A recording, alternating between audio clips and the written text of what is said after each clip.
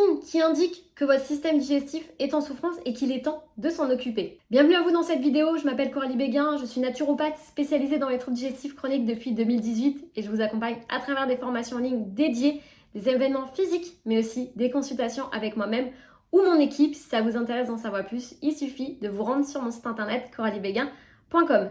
Bienvenue à vous dans cette vidéo, je suis ravie de vous retrouver. Aujourd'hui, on va voir ensemble les 5 signes qui montrent que votre système digestif est sûrement un petit peu en souffrance. Encore une fois, la naturopathie ne délivre aucun diagnostic médical.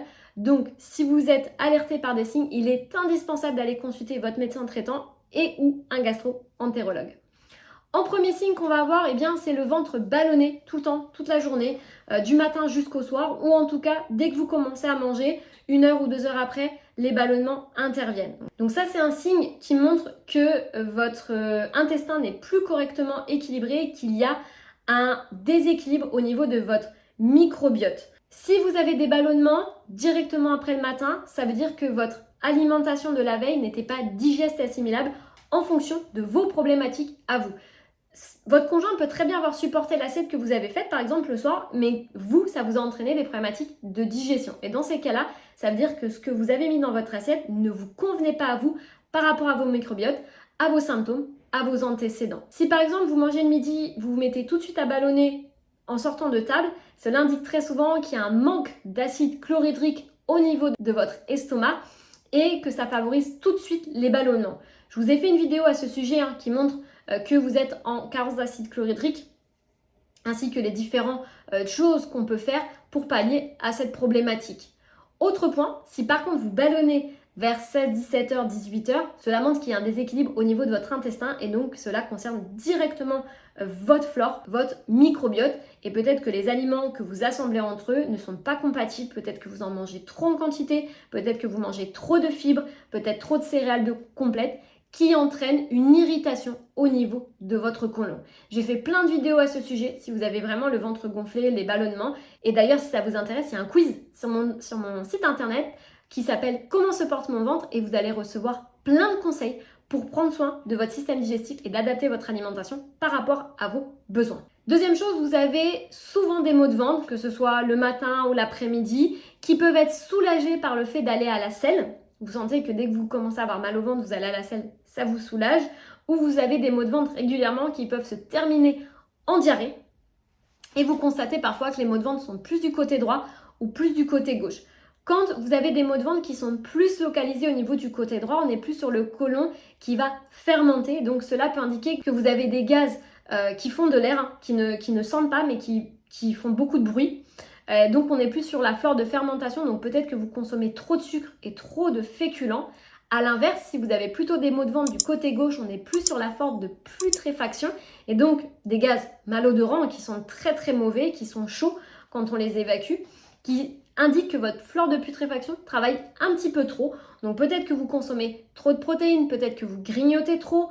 Il y a un déséquilibre puisque ces deux flores c'est pas qu'elles sont bonnes ou mauvaises, c'est qu'elles doivent être équilibrées et quand il y en a une qui travaille un petit peu trop par rapport à l'autre, c'est là où on va voir que la flore intestinale travaille trop et qu'il faut la rééquilibrer par rapport à votre hygiène de vie. Donc vérifiez les protéines que vous prenez, si c'est en trop grosse quantité, vérifiez que vous ne grignotez pas, vérifiez ce que vous mettez dans votre assiette et si vous n'avez pas non plus trop d'aliments transformés. Troisième symptôme, vous alternez très régulièrement entre l'alternance constipation-diarrhée.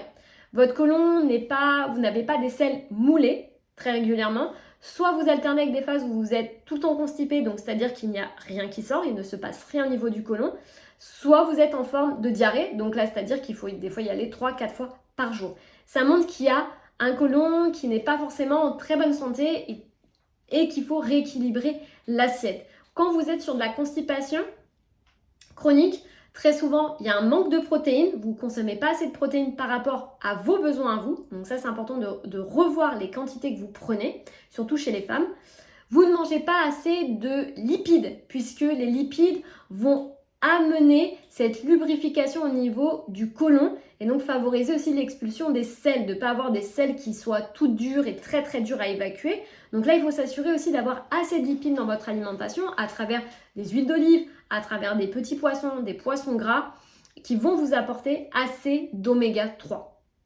D'ailleurs, autre point, on peut voir aussi quand vous êtes en carence de lipides, on peut le voir aussi sur votre peau. Si vous avez la peau qui est très sèche au niveau des jambes, malgré une hydratation ou même si vous mettez rien du tout, cela indique très souvent que vous êtes en carence d'oméga 3. Je vous ai fait une vidéo à ce sujet, n'hésitez pas à aller la voir, je vous la remets dans la barre d'informations YouTube. Quand vous êtes très fortement constipé, il y a 2 compléments qui peuvent vous aider. Un, le psyllium, sauf si vous avez des ballonnements, dans ces cas-là, il est plutôt à éviter, mais vous pouvez très bien commencer une cure de psyllium pour aider face à de la constipation et de la diarrhée pour réguler le transit. Et il y a aussi les capsules d'oméga 3 sous forme de krill qui aident énormément en cas de constipation et surtout si vous êtes en carence d'oméga 3. Quatrième symptôme, vous avez des brûlures d'estomac à répétition, donc ça vous remonte, soit ça peut vous remonter dans l'œsophage, soit ça reste au niveau de l'estomac et dès que vous commencez à manger, vous avez des brûlures d'estomac, vous sentez que ça ne va pas au niveau de l'estomac et d'ailleurs ça vous brûle, vous avez besoin d'être soulagé. Souvent, quand vous avez des brûlures d'estomac, vous allez être calmé par une prise alimentaire. Alors des aliments, peu importe ce que vous mangez, mais souvent vous avez le sentiment qu'en mangeant, ça vous soulage ou certains aliments aggravent vos brûlures. Et là, dans ces cas-là, il faut revoir ce que vous mettez dans votre assiette puisque très souvent, quand il y a des brûlures d'estomac, ça peut être soit vous avez la paroi stomacale qui est un petit peu inflammée, et donc là c'est important d'aller faire le point avec le gastro-entérologue, soit c'est parce que votre estomac ne fabrique plus assez d'acide chlorhydrique, parce que je vous rappelle qu'à partir de 35 ans, ça diminue avec l'âge, et aussi le fait de ne pas manger assez de protéines, d'avoir une assiette qui soit équilibrée et digeste. Et donc, si je ne produis plus assez d'acide chlorhydrique, je vais m'exposer à des carences en B12, en fer, peut-être à une prolifération bactérienne qui va entraîner des gaz malodorants, des gaz avec de l'air, des ballonnements, de l'alternance constipation-diarrhée, parce que je ne produis plus assez d'acide chlorhydrique. Donc il faut s'assurer aussi, pour bien sécréter l'acide chlorhydrique, c'est de s'assurer que vous mastiquez assez. Rien de pire pour un estomac qui est un petit peu lésé au niveau de sa fabrication d'acide chlorhydrique de manger en 5 ou 10 minutes. Et je sais très souvent que vous mangez très rapidement parce que c'est l'habitude, c'est des mauvaises habitudes, on ne prend pas le temps, on se dépêche pour manger des fois entre midi et 2, on est en train de faire autre chose, en train de marcher. C'est important que quand vous êtes à table, de prendre un temps pour vous, de mâcher, puisque la digestion passe déjà par une bonne mastication. Et ça, il n'y a pas besoin de prendre des compléments alimentaires. Déjà, le fait de mastiquer correctement soulage grandement les problématiques de digestion. 5e symptôme, on va constater aussi de l'halitose, la mauvaise haleine. Très souvent, ça indique qu'il y a un dérèglement au niveau de la flore intestinale et de la flore buccale et vous avez une prolifération qui est au niveau de l'intestin et donc qui montre que ça n'est pas bien digéré. Sauf si vous avez une maladie qui a été diagnostiquée par le corps médical. Mais très souvent, moi, dans ce que j'ai observé dans l'halitose, on est très souvent dans un estomac qui ne fonctionne pas bien avec un intestin qui est un petit peu poreux. Et dans ces cas-là, qu'est-ce qui va se passer ? Je vais avoir de la mauvaise haleine. La mauvaise haleine, alors déjà, c'est très désagréable à vivre au quotidien, mais surtout, très souvent, on est sur des choses qui ne sont pas bien digérées. On peut être sur des brûlures d'estomac, des maux de ventre, de l'alternance constipation-diarrhée et aussi on peut avoir des selles qui sont un petit peu purulentes, des selles un peu brûlantes. Dans ces cas-là, il faut vraiment revoir votre alimentation. Est-ce que vous avez un petit déjeuner protéiné, un repas du midi qui est équilibré et digeste pour vous par rapport à vos besoins et un repas du soir qui s'inscrit dans le même registre. Donc, est-ce que vous avez assez de macronutriments? Est-ce que vous mangez trop ou pas assez par rapport à vos besoins? Est-ce que vous prenez le temps de mastiquer? Est-ce que vous avez assez d'acides gras essentiels? Est-ce que vous avez assez de féculents ou trop de féculents? Est-ce que vous mangez bien assez de légumes cuits ou pas assez?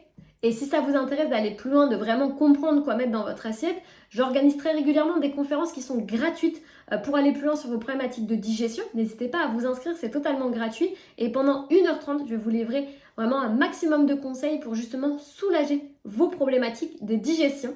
Donc vous pouvez vous inscrire directement dans la barre d'informations YouTube. Surtout, si vous avez déjà testé le sans gluten, le sans lactose, le régime FODMAPS et que vous n'en êtes toujours pas venu à bout au niveau de vos troubles digestifs, alors rejoignez-moi en conférence, vous allez apprendre énormément de choses. Donc encore une fois, dans ces différents signes d'alerte du transit, il est important de revoir votre alimentation, de faire un point avec votre médecin traitant et votre gastro-entérologue qui vous enverra faire des analyses si besoin.